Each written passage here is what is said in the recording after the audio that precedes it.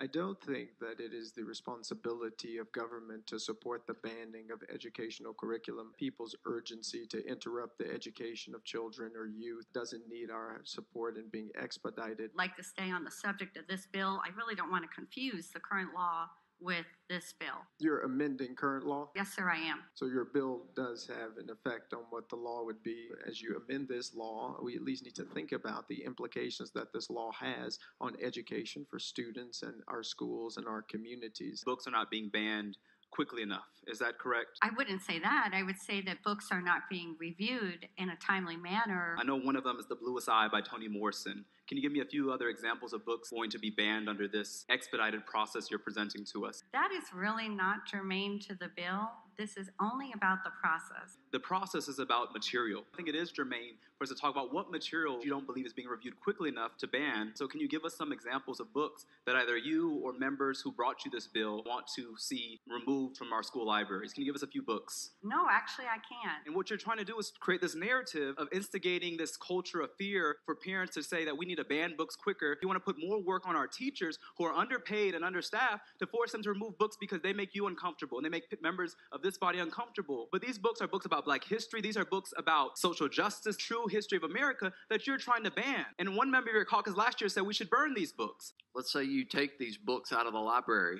What are you going to do with them? I would burn them.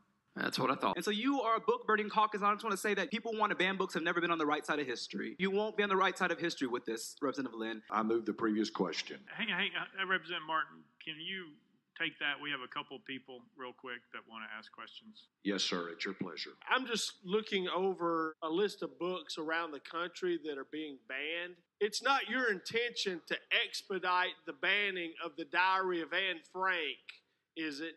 Representative, I don't have a vote. The county in which you represent, that school board is currently being sued for meeting in private out of the public eye discussing banning of books. Books like The Diary of Anne Frank, The Life of Roberto Clemente. You're creating that process to stop children from that knowledge, and that's alarming.